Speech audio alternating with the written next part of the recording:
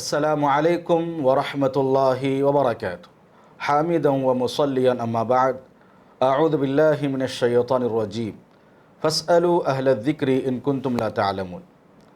محترم ناظرین، اردو بیان کویت کی جانب سے علماء سے روبرو کی اس محفل میں ہم آپ سبھی احباب کا تہ دل سے استقبال کرتے ہیں۔ اہلاً و سہلاً و مرحبا بکم۔ محترم ناظرین، آج کے اس محفل میں ہمارے ساتھ جڑے ہوئے ہیں فضیلت الشیخ مولانا صفات عالم تیمی مدنی حفظہ اللہ۔ آئیے ہم شیخ سے ملاقات کرتے ہیں۔ السلام علیکم ورحمۃ اللہ وبرکاتہ۔ شیخ وعلیکم السلام ورحمۃ شیخ کیسے ہیں؟ خیریت سے ہیں؟ وبرکاتہ۔ اللہ آپ کو سلامت رکھے۔ آمین وإیاکم۔ آمین۔ شیخ، آپ اور ہم تمام ناظرین جانتے ہیں کہ یہ ذی الحجہ کے ابتدائی دن چل رہے ہیں اور اہم دن ہے الحمدللہ، اور آگے عرفہ بھی ہے، قربانی کی ایک عظیم عبادت ہے۔ تو اس سلسلے میں جب بھی یہ دن آتے ہیں تو لوگوں کے دلوں میں اور دماغ میں بہت سارے اشکالات اور سوالات آتے ہیں، تو ایسے کچھ اشکالات اور سوالات ہم آپ کے سامنے لائے ہیں۔ امید ہے کہ انشاءاللہ آپ قرآن و حدیث کی روشنی میں ہمیں بتائیں گے۔ تو شیخ، پہلا سوال یہ ہے کہ قربانی کا حکم کیا ہے؟ بالکل آپ نے صحیح کہا کہ ہم سال کے سب سے افضل دنوں سے گزر رہے ہیں، اس لیے ذی الحجہ کے 10 دنوں اور اس کے بعد کے جو دن ہیں ان کی قدر کرنی چاہیے اور زیادہ سے زیادہ نیکیاں اکٹھا کرنے کا اہتمام کرنا چاہیے۔ دوسری بات یہ ہے کہ زندگی میں جو مسائل پیش آتے ہیں ان کے بارے میں بھی ہمیں رہنمائی حاصل کرتے رہنا چاہیے شرعی ناحیہ سے۔ ایک مومن کی شان کے خلاف ہے کہ وہ جہالت میں یوں ہی الٹپ زندگی گزارے، بلکہ اگر موسم آتا ہے، جیسے ابھی ہم قربانی کے موسم میں داخل ہو رہے ہیں، ذی الحجہ کے ایام میں ہم داخل ہو چکے ہیں، تو ان دنوں کے کیا احکام اور مسائل ہیں ان کے بارے میں بھی ہمارے پاس معلومات ہونے چاہیے، تاکہ ہم دینی بصیرت کے ساتھ مناسبت کو برت سکیں۔ تو یہ قربانی کا کیا حکم ہے شیخ؟ قربانی کا کیا حکم ہے، اس حوالے سے اگر ہم اللہ کے نبی صلی اللہ علیہ وسلم کی سیرت کا مطالعہ کریں تو ہمیں پتہ چلتا ہے کہ اللہ کے نبی صلی اللہ علیہ وسلم مدینہ میں 10 سال رہتے ہیں اور 10 سال تک قربانی کرتے رہتے ہیں۔ حضرت ابن عمر رضی اللہ تعالیٰ عنہ بیان فرماتے ہیں، اقام النبی صلی اللہ علیہ وسلم بالمدینہ 10 سنین یضحی، اللہ کے نبی صلی اللہ علیہ وسلم مدینہ میں 10 سال تک رہے، قربانی کرتے رہے۔ اسی طریقے سے اللہ کے نبی صلی اللہ علیہ وسلم نے اپنے قول کے ذریعہ بھی قربانی کی اہمیت بیان کی، علی کل اہل بیت فی کل عام اضحیۃ، کہ ہر گھر پر ہر سال قربانی ہے۔ من وجد سعۃ لأن یضحی فلم یضحی فلا یقربن مصلانا، کہ جو آدمی طاقت رکھتا ہے اور قربانی نہیں کرتا ہے وہ ہمارے عیدگاہ کے قریب بھی نہ ہو۔ تو ہمیں پتہ یہ چلتا ہے کہ قربانی کی بڑی اہمیت ہے، لہذا یہ جانے بغیر کہ قربانی واجب ہے یا سنت مؤکدہ ہے، ہمیں اس بات کا اہتمام کرنا چاہیے کہ قربانی کی اگر ہم طاقت رکھتے ہیں تو ہم قربانی کرنے کا اہتمام کریں۔ ہاں، یہ الگ بات ہے کہ بعض علماء قربانی کو سنت مؤکدہ کہتے ہیں اور بعض علماء قربانی کو واجب کہتے ہیں۔ اگر ہم سنت مؤکدہ ہی مانتے ہیں تو یہ سنت مؤکدہ ہے نا، اللہ کے نبی صلی اللہ علیہ وسلم نے اس کا اہتمام کیا ہے، اللہ والوں نے اس کا اہتمام کیا ہے، لہذا ہمیں بہرحال اگر میسر ہے تو قربانی کریں۔ شیخ، اکثر سوال یہ بھی پوچھا جاتا ہے کہ لوگوں کی طرف سے سوال بارہا آتا ہے کہ قربانی کیا میت کی جانب سے ہم کر سکتے ہیں؟ مردے کی طرف سے قربانی اگر ہم کرنا چاہ رہے ہیں اور مردے نے وصیت کی ہے تو وصیت کی بنیاد پر اس کے مال میں سے قربانی کی جائے گی۔ اگر وصیت نہیں کی تھی اپنی زندگی میں تو اگر اپنی قربانی میں مردے کو بھی شامل کر لے رہے ہیں تو اس بات کی بھی گنجائش پائی جاتی ہے کہ ہم اپنی قربانی میں مردے کو شامل کر لیں۔ اللہ کے نبی صلی اللہ علیہ وسلم قربانی کرتے تھے تو کہتے اللہم تقبل من محمد و آل محمد، کہ اللہ اسے محمد اور آل محمد و من امت محمد، اور محمد کی امت کی طرف سے اسے قبول کر لے۔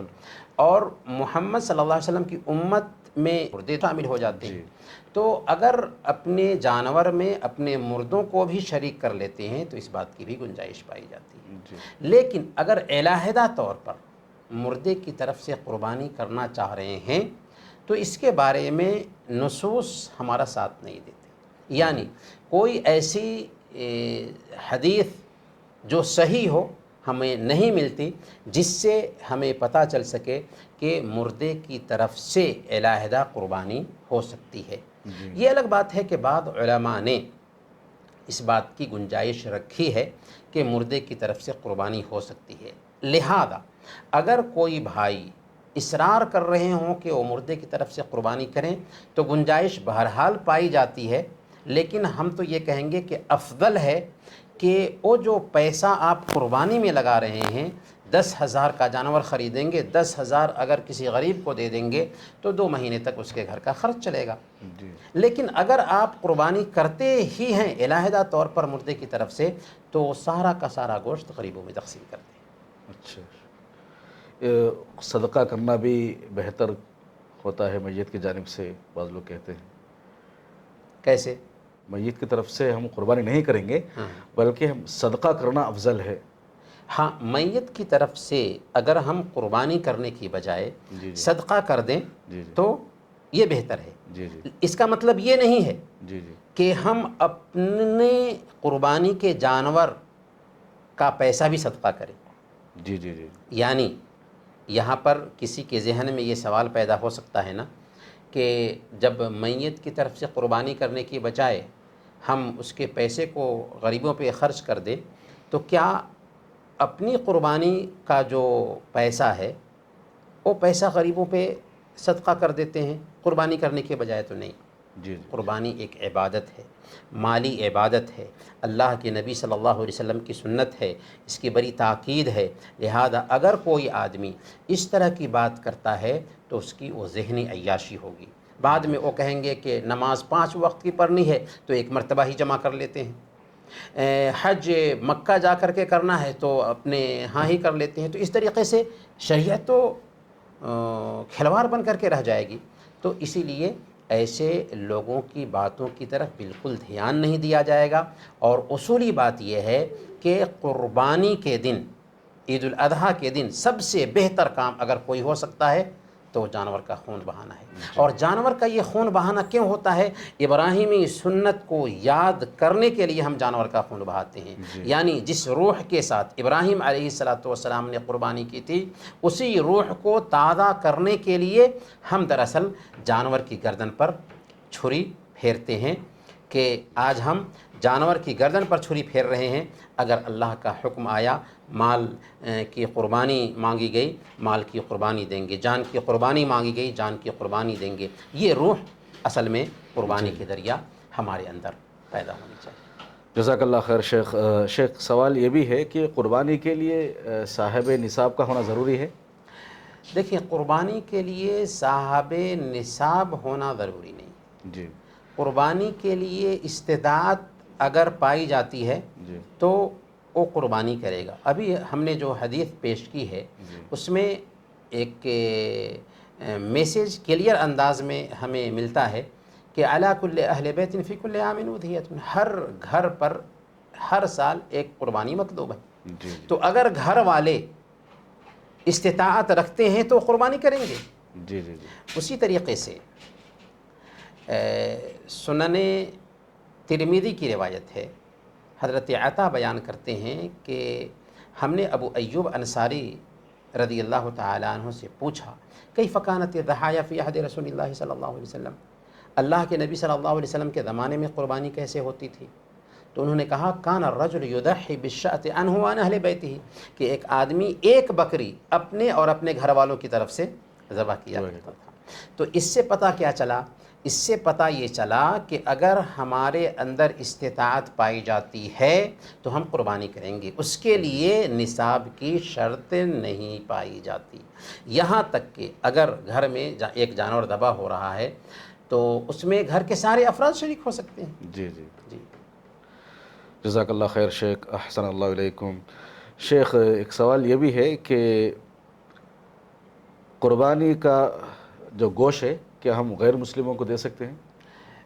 دیکھیں، قربانی کا جو گوشت ہے اگر ہم غریبوں میں تقسیم کر رہے ہیں تو ظاہر سی بات ہے کہ غریبوں میں مسلم بھی آ جاتے ہیں، غیر مسلم بھی آ جاتے ہیں، اور اللہ فرماتا ہے فَكُلُوا مِنْهَا وَأَطْعِمُوا الْقَانِعَ وَالْمُعْتَرَ، کہ قربانی کے گوشت میں سے خود بھی کھاؤ اور جو مانگنے والے ہیں اور جو مانگنے والے نہیں ہیں ان کو بھی کھلاؤ. اللہ تعالیٰ دوسری جگہ بیان فرماتے ہیں فَكُلُوا مِنْهَا وَأَطْعِمُوا الْبَائِسَ الْفَقِيرَ، فقیر.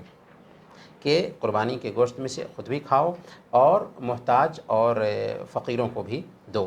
تو فقراء مساکین میں غیر مسلم بھی آ جاتے ہیں، خاص طور پر ایسے غیر مسلم جو ہمارے پڑوسی ہیں، جی جن کے ساتھ ہمارے تعلقات بھی ہو سکتے ہیں، جی رشتہ داری بھی ہو سکتی ہے. تو ایسے پڑوسیوں کا خاص خیال رکھنا چاہیے جی. اور ان تک قربانی کا گوشت پہنچانا چاہیے، اور اس بات کی گنجائش پائی جاتی ہے کہ غیر مسلموں کو بھی لیکن قربانی کا گوشت. باقاعدہ طور پر 3 حصے کرنا یہ کوئی قاعدہ نہیں ہے، جی رول نہیں ہے کہ قربانی کے گوشت کو 3 حصے میں تقسیم کریں، لیکن اگر ہم تقسیم کرتے ہیں، جی ایک حصہ اپنے پاس رکھتے ہیں، ایک حصہ فقراء و مساکین میں تقسیم کرتے ہیں، ایک حصہ اپنے دوست و احباب میں دیتے ہیں، تو کوئی حرج کی بات نہیں. لیکن اس کو کوئی قاعدہ نہیں سمجھنا چاہیے یا کوئی منسوس عمل نہیں ہے. جی اگر ہمارے گھر کے افراد زیادہ ہیں، جی سارا گوشت گھر میں ہی خرچ ہو گیا، جی قربانی ہو گئی. جی اصل مقصد قربانی ہے. جی. لن ینال اللہ لحومها ولا دماؤها ولکن ینالہ التقوی منکم. اللہ کو قربانی کا گوشت نہیں پہنچتا، اس جی کا جی. خون نہیں پہنچتا، بلکہ دلوں کا تقوی پہنچتا ہے. تو اصل مقصد قربانی کا اللہ کی رضامندی ہے. جی گوشت مطلوب ہے ہی نہیں، لیکن اگر گوشت کو ایک آدمی چاہتا ہے کہ گھر کے افراد زیادہ تھے اس لیے ہم 2/3 حصہ رکھ لیتے ہیں، تو کوئی حرج کی بات نہیں. پورا گوشت گھر میں خرچ ہو گیا، کوئی بات نہیں. اگر کسی کے پاس میں افراد نہیں ہیں کھانے والے، سارا گوشت غریبوں میں تقسیم کر دیا، کوئی حرج کی بات نہیں. جی جزاک اللہ خیر. شیخ جانور مر جائے یا گم ہو جائے اس کے بعد ہم کیا کریں گے؟ اگر جانور مر جاتا ہے جی اور ہماری اس میں کوئی کوتاہی نہیں تھی، جی یا جانور گم ہو گیا، جی ہماری کوتاہی نہیں تھی اس میں، جی. تو کوئی حرج کی بات نہیں. اچھا لیکن اگر ہماری کوتاہی کی وجہ سے جانور مرا ہے تو بہرحال اس کے بدلے میں دوسرا جانور خرید کر کے ذبح کرنا چاہیے. اچھا اچھا. شیخ قربانی کے اوقات کیا ہے؟ کب تک ہم قربانی کر سکتے ہیں؟ کیا وقت ہے اس کا؟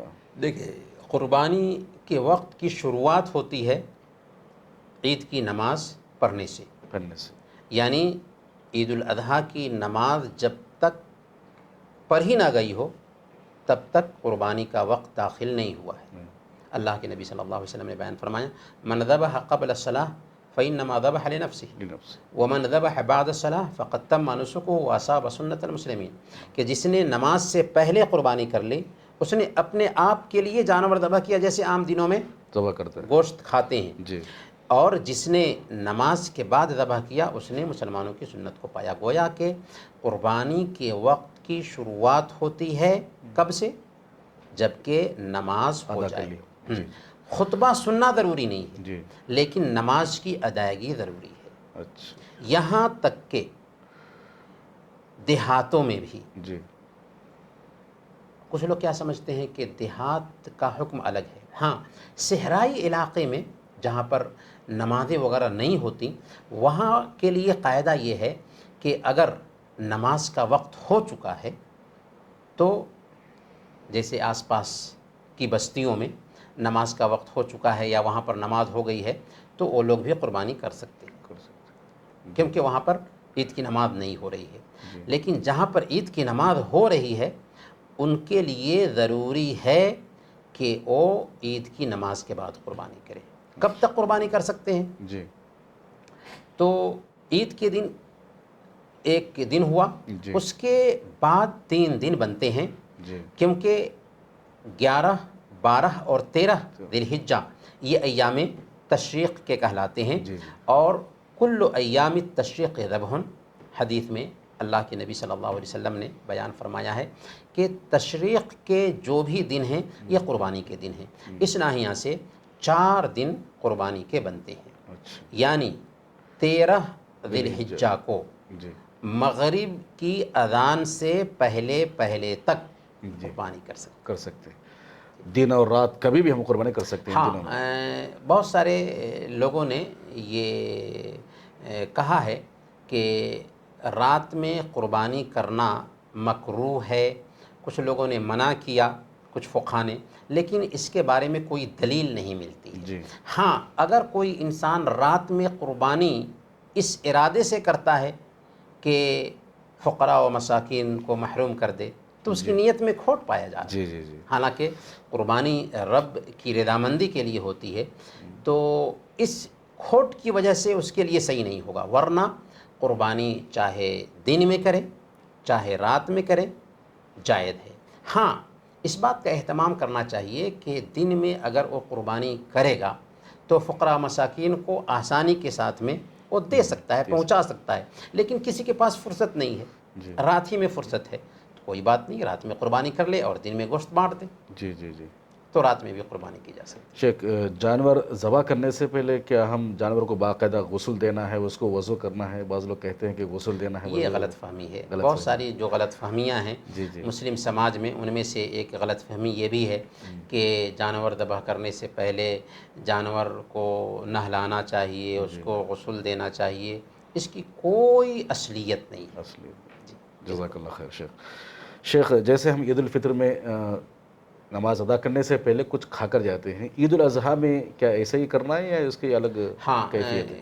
عید الاضحیٰ کے آداب میں سے ایک ادب یہ ہے کہ ہم عید الاضحیٰ کی نماز کے لیے جائیں تو کچھ کھائیں پئیں نہیں، جی اور جب نماز پڑھ کر کے آئیں تو قربانی کریں اور قربانی کے گوشت میں سے کھائیں. اس کے اپوزٹ عید الفطر میں جی سنت کا طریقہ یہ ہے کہ طاق عدد میں کھجوریں کھا لیں اور پھر نماز کے لیے جائیں. جزاک اللہ خیر شیخ. شیخ، جیسے ابھی حجاج جو ہے حج کے لیے نکلتے ہیں، کیا کوئی حاجی اپنے طرف سے ہندوستان میں قربانی کروا سکتا ہے کہ اس کا کیا حکم ہے؟ اس بات کی گنجائش پائی جاتی ہے کہ ایک حاجی اپنی طرف سے قربانی بھی کرے اور وہاں ہدی کا جانور بھی ذبح کرے. دیکھیں بہت سارے لوگ ہدی کے جانور اور قربانی دونوں کو ملا دیتے ہیں. ہدی کا جانور الگ ہے اور قربانی الگ ہے. ایک حاجی جو ہدی کا جانور ذبح کر رہا ہے اس سے وہ مطلوب ہے اگر وہ ہدی کا جانور ذبح کرنے کے ساتھ ساتھ اپنے گاؤں میں، اپنے شہر میں جہاں پہ وہ رہتا ہے اپنی طرف سے قربانی بھی کرنا چاہ رہا ہے تو اس کی طرف سے قربانی بھی ہو سکتی ہے. جزاک اللہ خیر شیخ، بارک اللہ فیکم. شیخ، ایک مسئلہ یہ بھی ہے کہ اللہ کے نبی صلی اللہ علیہ وسلم کی جانب سے ہم قربانی کر سکتے ہیں؟ دیکھیں اللہ کے نبی صلی اللہ علیہ وسلم کے ذریعہ ہی ہمیں دین ملا ہے. جی. اور اگر ہم نیکی کا کوئی بھی کام کریں گے نا تو ہمیں اس نیکی کے کام کی وجہ سے جو ثواب مل رہا ہے اس ثواب میں اللہ کے نبی صلی اللہ علیہ وسلم برابر کے شریک ہیں. من دل علی خیر فلہ مثل اجر فاعلہ. جس نے کسی بھلائی کی طرف رہنمائی کی اس کو کرنے والے کے جیسے ثواب ملتا ہے. تو اگر ہم قربانی بھی کر رہے ہیں نا تو جیسے ہم کو ثواب ملے گا ویسے پیارے نبی صلی اللہ علیہ وسلم کو بھی ثواب مل ہی رہا ہے. ہم نماز پڑھتے ہیں، ہم روزے رکھتے ہیں، ہم جو بھی نیکی کا کام کرتے ہیں اللہ کے نبی صلی اللہ علیہ وسلم ہی نے ہمیں صحیح راستہ دکھایا. اللہ رب العالمین کی شریعت لے کر کے آئے تو اس ناحیہ سے ان کو بھی ثواب مل ہی رہا ہے. پر الگ سے اگر ہم کوئی عمل کر رہے ہیں تو اس کے لیے دلیل کی ضرورت ہوتی ہے. حضرت علی رضی اللہ تعالی عنہ کی جو روایت آتی ہے کہ حضرت علی رضی اللہ تعالی عنہ اللہ کے نبی صلی اللہ علیہ وسلم کی طرف سے قربانی کرتے تھے اور وہ کہتے تھے کہ اللہ کے نبی صلی اللہ علیہ وسلم نے مجھے حکم دیا تھا اس لیے میں کرتا ہوں. یہ روایت سب سے پہلے تو ضعیف ہے، کمزور ہے، اس لیے اس کو بنیاد نہیں بنایا جا سکتا. اور اگر بفرض محال ہم بنیاد بنا بھی لیں تو اللہ کے نبی صلی اللہ علیہ وسلم نے گویا کہ وصیت کی تھی، جی تو یہ وصیت کے قبیل سے آئے گا، لیکن صحیح بات یہ ہے کہ یہ روایت ہی ضعیف ہے، اس لیے اس کو بنیاد نہیں بنایا جا سکتا۔ خلاصہ یہ کہ اللہ کے نبی صلی اللہ علیہ وسلم کی طرف سے ہمیں قربانی کرنے کی ضرورت نہیں ہے۔ ہم جو نیکیاں کرتے ہیں ان نیکیوں میں پیارے نبی صلی اللہ علیہ وسلم شریک ہوتے ہیں، ہو سکتے اس کا ثواب ان کو مل ہی جاتا ہے۔ جی شیخ، جزاک اللہ خیر۔ شیخ، ایک سوال یہ بھی ہے کہ اکثر سوال کرتے ہیں کہ قربانی کا جانور ہے کہ ایک ہی جانور کے اندر ہم عقیقہ اور قربانی دو بھی کر سکتے ہیں؟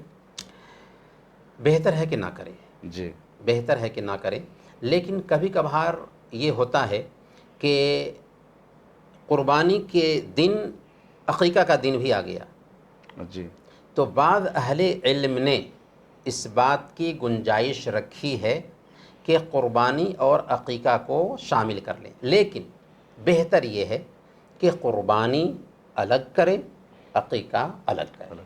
جی شیخ، قربانی کے بدلے میں ہم قیمت صدقہ کر سکتے ہیں؟ نہیں کر سکتے۔ نہیں کر سکتے۔ فتاوی ہندیہ میں آیا ہے، شراء الاضحیۃ بعشرۃ دراہم خیر من التصدق بألف درہم، کہ 10 درہم میں قربانی کا جانور خریدنا بہتر ہے اس بات سے کہ کوئی آدمی 1000 درہم صدقہ کرے۔ کیوں؟ اس لیے کہ اللہ کے نبی صلی اللہ علیہ وسلم کی سنت ہے قربانی، جی جس پر اللہ کے نبی صلی اللہ علیہ وسلم نے 10 سال تک مداومت برتی ہے، سفر ہو حضر ہو، سفر میں بھی اللہ کے نبی صلی اللہ علیہ وسلم نے قربانی کی ہے اور آپ نے اس کی تاکید بھی کی ہے۔ اسی لیے اگر کوئی آدمی یہ کہتا ہے کہ قربانی کرنے کی بجائے اس کے پیسے صدقہ کر دیے جائیں، غریبوں میں تقسیم کر دیا جائے، تو یہ اس کی ذہنی عیاشی ہے۔ اور جہاں تک کہ قربانی کے معاشی پہلو کا سوال ہے، تو قربانی اگر ہم کرتے ہیں تو اس کا گوشت غریبوں تک پہنچاتے ہیں نا، جی جی تو آخر قربانی کر کے جب ہم وہ گوشت غریبوں تک پہنچاتے ہیں تو غریبوں کو کھانا ملتا ہی ہے، جی بلکہ اگر ہم غور کریں تو بہت سارے غربا اور مساکین ہیں جو جانور پالتے ہیں، اور جانور پالنے کی وجہ سے ان کو پیسے آتے ہیں، سال بھر کا خرچہ ان کا نکل جاتا ہے، جی قصاب کو مزدوری مل جاتی ہے۔ تو قربانی کا معاشی پہلو بھی بہت معنی خیز ہے، اس لیے اگر کوئی آدمی یہ کہتا ہے کہ قربانی کرنے کی بجائے اس کے پیسے صدقہ کر دیے جائیں، تو یہ ایسے آدمی کی ذہنی عیاشی ہے، ایسے لوگوں کی باتوں کی طرف دھیان نہیں دینا چاہیے۔ جزاک اللہ خیر شیخ، احسن اللہ علیکم۔ شیخ، اگلا سوال یہ ہے کہ کوئی آدمی قرض لے کر قربانی کرنا چاہتا ہے، یہ سمجھ کے کہ آگے چل کر میرے پاس پیسہ آئے گا، کیا وہ قرض لے کر قربانی کر سکتا ہے؟ ہاں، اگر کسی کے پاس میں ابھی پیسے نہیں ہیں جی اور قرض لے کر کے قربانی کرنا چاہتا ہے تو قرض لے کر کے قربانی کر سکتا ہے، کیونکہ قربانی کا وقت تو نکل جائے گا نا۔ جی جی ابھی میرے پاس پیسے نہیں ہیں، بعد میں پیسے آ جائیں گے، جی جی میں قرض لے کر کے قربانی کر لوں گا، پھر جب پیسے آ جائیں گے تو جس سے ہم نے قرض لیا ہے اس کو چکا دوں گا، تو کوئی حرج کی بات نہیں۔ جزاک اللہ خیر۔ شیخ، ایک مسئلہ یہ بھی ہے کہ کیا عورت ذبح کر سکتی ہے؟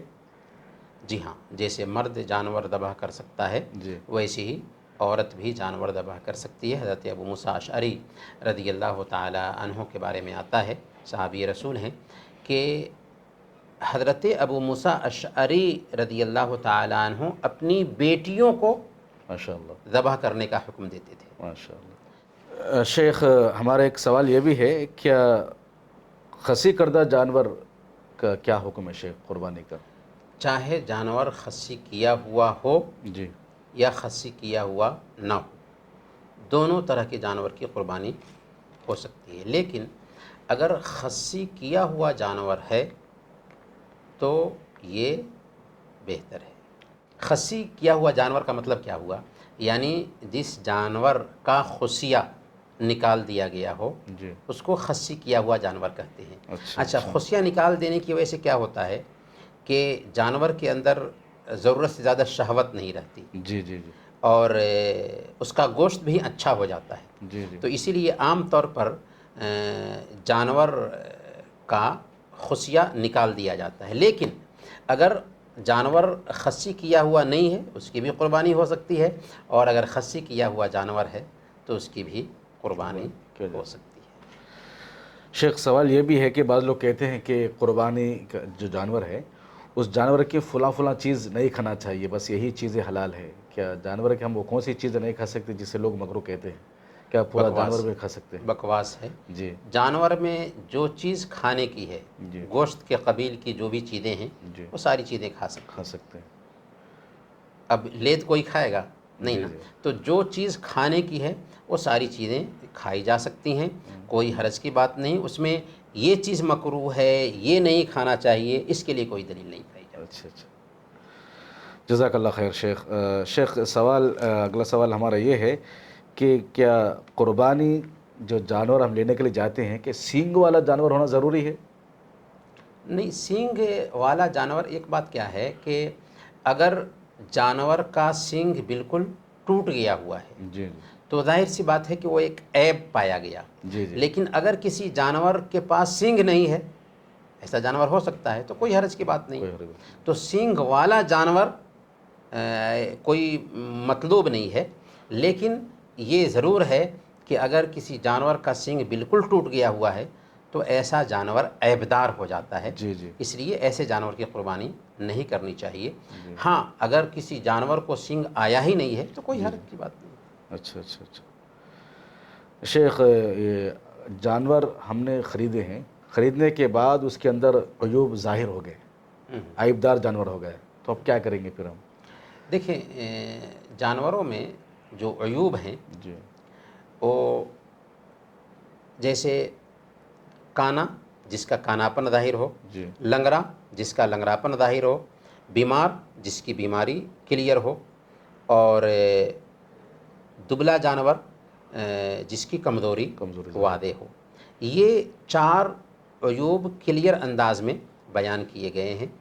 تو اب اگر کوئی جانور ہے جو ہم نے خریدا ہے، اس میں عیب پیدا ہو گیا، جی تو اگر اچھا خریدا تھا، عیب بعد میں پیدا ہوا ہے، اور یہ عیب ہماری کوتاہی سے نہیں پیدا ہوا، جی جی اگر کوتاہی سے پیدا ہوا ہے جی تب تو ہمیں دوسرا جانور بدلنا چاہیے، جی لیکن عیب کوتاہی سے نہیں پیدا ہوا جی جی تو کوئی حرج کی بات نہیں، اسی جانور کو ذبح کر لیں۔ کر سکتے ہیں۔ جی شیخ، ہم نے جانور کو ذبح کیا اور ذبح کرنے کے بعد اس کے پیٹ سے بچہ نکلا، کیا اس کا کیا حکم ہوگا؟ ہاں، اگر اس بچے کو آپ کھانا چاہتے ہیں، جی گوشت بنا کر کے کھانا چاہتے ہیں، تو حدیث ہے، اللہ کے نبی صلی اللہ علیہ وسلم بیان فرماتے ہیں، زکوٰۃ الجنین زکوٰۃ امہ، کہ پیٹ میں پل رہے بچے کو ذبح کرنا اس کی ماں کو ذبح کرنا ہے۔ یعنی اگر پیٹ میں پل رہے بچے کی ماں کو ذبح کر دیتے ہیں تو اس بچے پر بھی ذبح کا اطلاق ہوگا۔ جی جی تو اگر کوئی آدمی اس پیٹ میں پل رہے بچے کو نکالا ہے اور اس کا گوشت کھانا چاہتا ہے تو کھا سکتا ہے۔ اچھا بہت سارے لوگ سمجھتے ہیں کہ اگر جانور ذبح کیا، اس کے پیٹ میں سے بچہ نکل آیا جی تو وہ گوشت مکروہ ہو گیا، جی جی حالانکہ یہ غلط فہمی ہے، غلط فہمی۔ ایسی کوئی بات نہیں، جی جی ایسی کوئی بات نہیں ہے جی کہ اگر جانور ذبح کرتے ہیں اور اس جانور کے پیٹ میں سے بچہ نکل جاتا ہے تو گوشت مکروہ ہو گیا، نہیں۔ جی یہاں تک کہ حدیث نے تو یہ سکھایا جی کہ اگر اس بچے کا گوشت بنا کر کے کھانا چاہیں جی تو ہمارے لیے وہ گوشت بھی حلال ہے، لیکن اگر کسی کا دل نہیں مانتا ہے تو اس کو پھینک سکتا ہے۔ جی جزاک اللہ خیر۔ شیخ، کیا بھینس کی قربانی ہم کر سکتے ہیں؟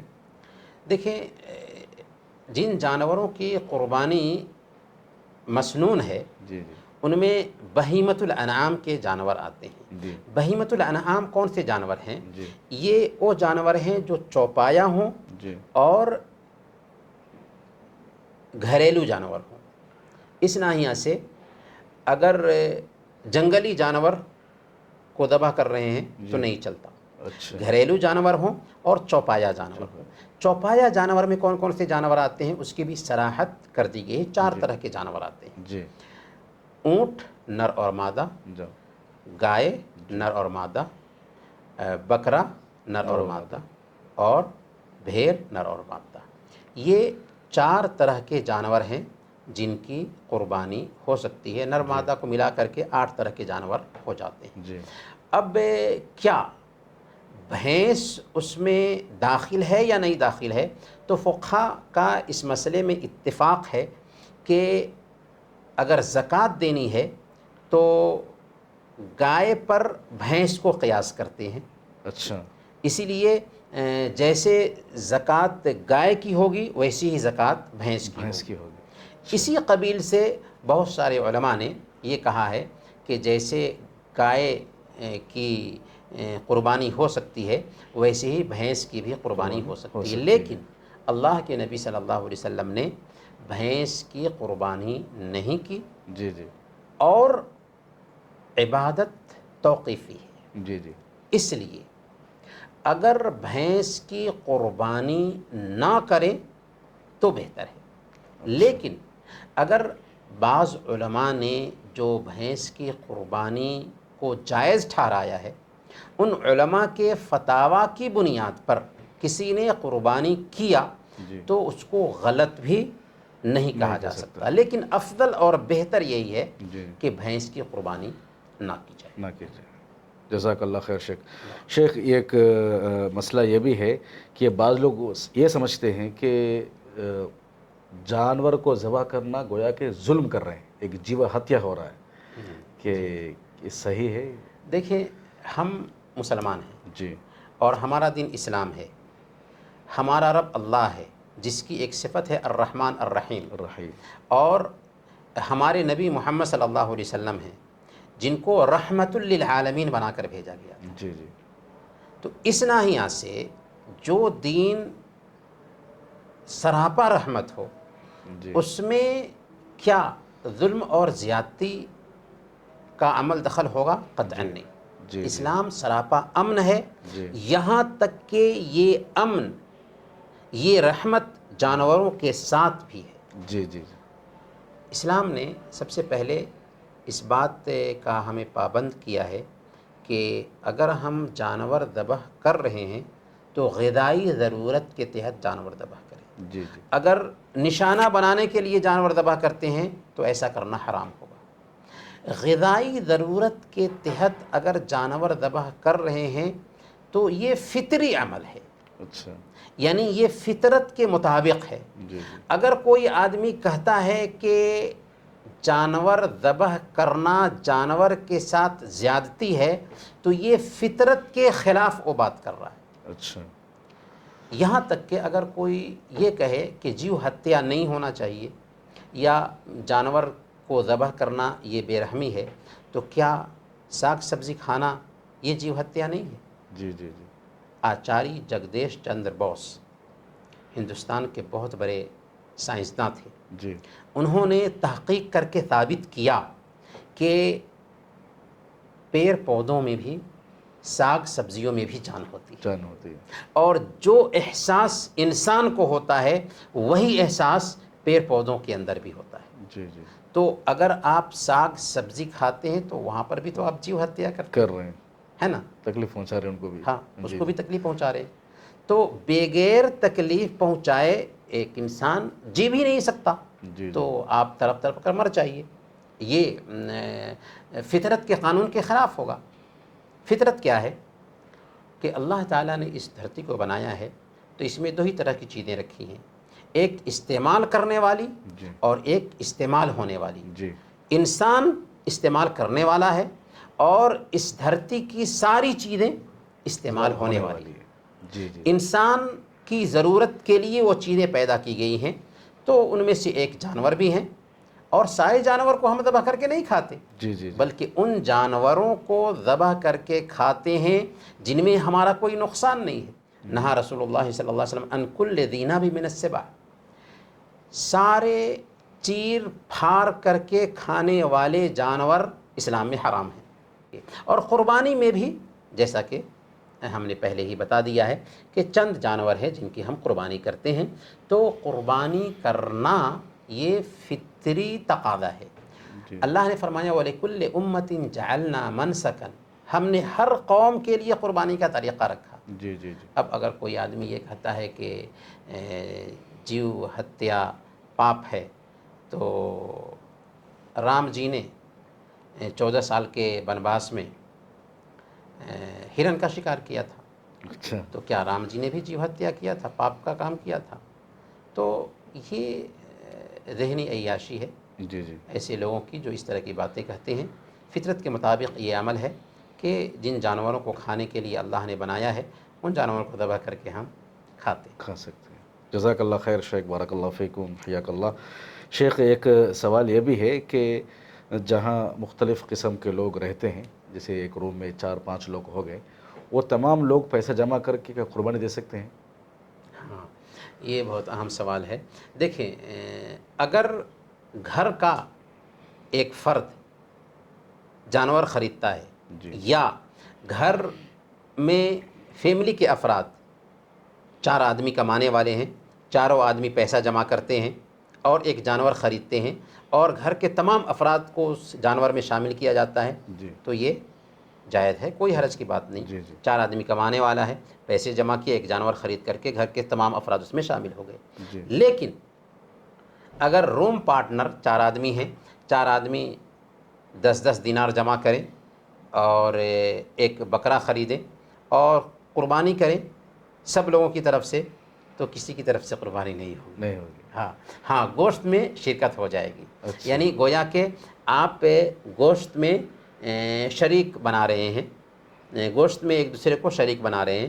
قربانی کے لیے اس بات کی گنجائش نہیں ہے کہ 10 آدمی 5 آدمی مل کر کے پیسے جمع کر کے ایک جانور خریدیں اور سب لوگ ثواب میں شریک ہوں. نہیں. ہو جائے. ہاں، اگر بڑا جانور خرید رہے ہیں جی جی تو حصہ لے سکتے ہیں، حصہ لے سکتے لیکن ایک ہی جانور میں ہیں. جی جی چند لوگ شریک شریک نہیں ہو سکتے. نہیں ہو سکتے. جی، شکراً شیخ، جزاک اللہ خیر. بس فیملی کے افراد شریک ہو سکتے ہیں. جی جی جی جی یہ بھی بہت بڑی غلط فہمی ہے جی جی کہ لوگ ایک آدمی کی طرف سے جانور ذبح کرتے ہیں، جی خاص کرتے ہیں، حالانکہ ایک جانور کو گھر کے تمام افراد کی طرف سے ذبح کیا دعا جا کیا جا سکتا سکتا ہے. ہے. جی. شیخ ایک سوال یہ بھی ہے کہ قربانی کا جانور پلسرات پر سواری بنے گا، یہ کچھ ہے؟ ہاں، یہ بھی ایک غلط فہمی ہے. جی اتنا ضرور ہے کہ جانور موٹا تازہ ہو جی تو یہ بہتر ہے. جی جی جانور کو موٹا تازہ کرنا اچھی بات ہے، لیکن یہ سوچ کے موٹا تازہ کرو جانور کو کہ یہ جانور پلسرات پر سواری بننے والا ہے، اس کی کوئی اصلیت نہیں. ہاں، ہر انسان کو پلسرات سے گزرنا ہے جی جی اور پلسرات جہنم کے اوپر نصب کیا گیا ہوگا. جی سارے لوگ اس سے گزریں گے، جو نیک نہیں ہوں گے جہنم میں گر جائیں گے، اور جن کا عمل بہتر ہوگا وہ پلسرات کو پار کر کے جنت میں جائیں گے. لیکن پلسرات کو پار ضرور کرنا ہے، پر یہ سوچ کہ پلسرات پر یہ جانور سواری بننے والے ہیں، اس کی تائید کوئی حدیث نہیں کرتی ہے. ایک روایت آتی ہے اقدموا ضحایاکم فإنها علی الصراط مطایاکم، کہ اپنے قربانی کے جانوروں کو موٹا تازہ کرو کیونکہ یہ پلسرات پر تمہاری سواری بننے والے ہیں. اس روایت پر اعتماد نہیں کیا جا سکتا. کہنے کی بات یہ ہے کہ بکواس بات ہے، اس کی کوئی اصلیت نہیں. جزاک اللہ خیر شیخ، بارک اللہ فیکم، حیاکم اللہ. بارک اللہ. الحمدللہ ہم اب تک شیخ سے بہت سارے سوالات کے جوابات سن رہے تھے. ہم اللہ رب العالمین کا شکر ادا کرتے ہیں، اس کے بعد شیخ محترم کا بھی ہم شکر ادا کرتے ہیں کہ شیخ نے ہمیں وقت دیا اور قرآن حدیث کی روشنی میں بہت سارے اشکالات کا جواب دیا. آپ سے گزارش ہے کہ بہت سارے جو بھی اشکالات ہیں دین کو لے کر، آپ ہم سے ضرور جڑے رہیے اور ہم سے پوچھتے رہیے. انشاءاللہ آپ کے سوالات کے جوابات ہم دینے کے لیے تیار ہیں. السلام علیکم ورحمۃ اللہ وبرکاتہ. السلام.